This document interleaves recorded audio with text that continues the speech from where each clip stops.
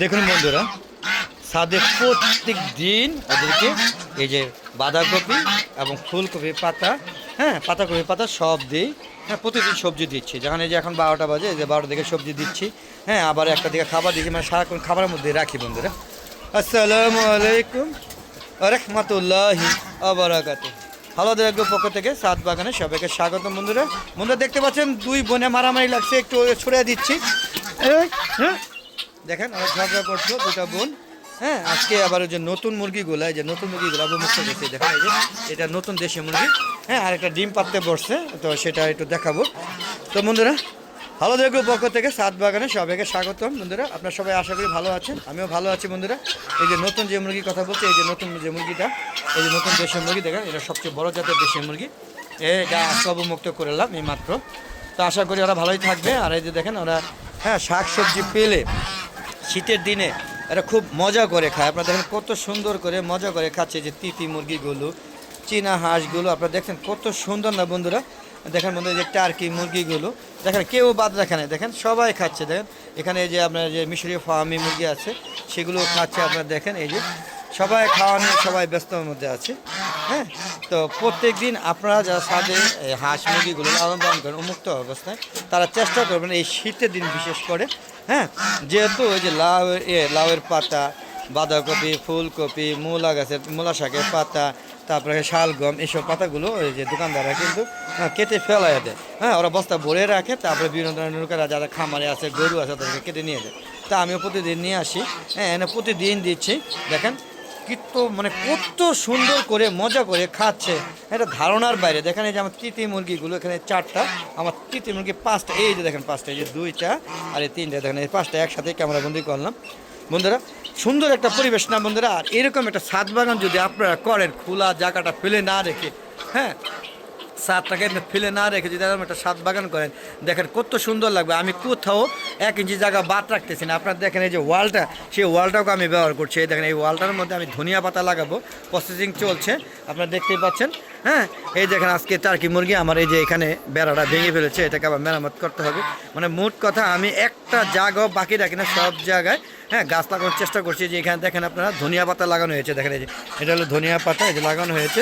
হ্যাঁ, টার্কি মুরগিগুলো খেয়ে ফেলছে, এখানে লাগাবো, এটা আজকে কালকের মধ্যে লাগাবো। আর এই যে দেখেন, এই যে চীনা হাঁস, এই দেখেন এই চীনা হাঁসা, এই যে দেখেন দেখেন এই যে ওরা বিতলামি করে না মারামারি করে বুঝতেছি না। দেখেন প্রচুর ঝগড়া শুরু করে দিচ্ছে, দেখেন।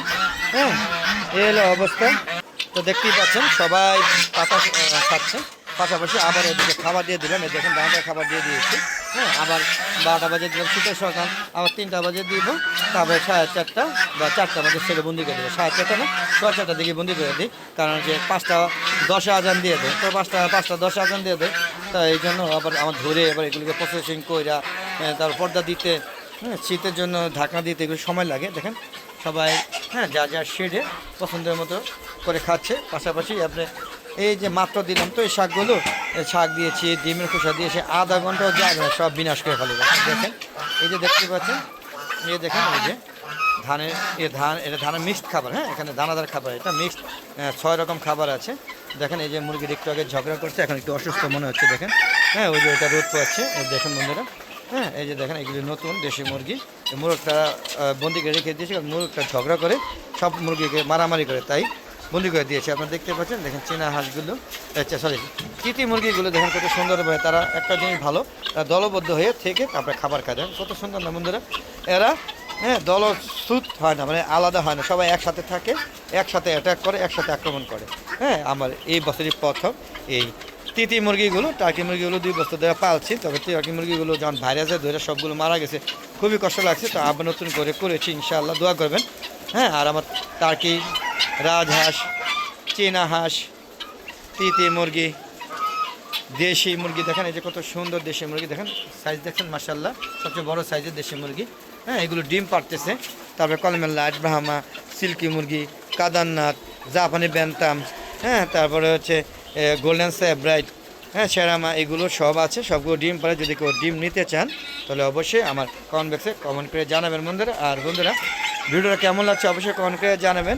আর আপনারা সবাই একটা সুন্দর ছাদ বাগান করবেন। দেখেন ছাদে, এই ছাদে যেহেতু আমার ছাদে এটা প্রথম অংশ, তারপর গাছপালা আমি রেখেছি, যেহেতু হাঁস মুরগি পালন করি তারপর আমি গাছপালা রেখেছি।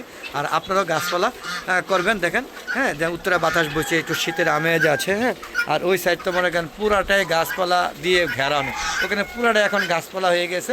হ্যাঁ, গাছপালা হয়ে গেছে, এখন যত গরমে থাকুক ওই সাইডে গেলে বেশ ঠান্ডা একটা অনুভব লাগে, হ্যাঁ অনুভূতি লাগে আর কি।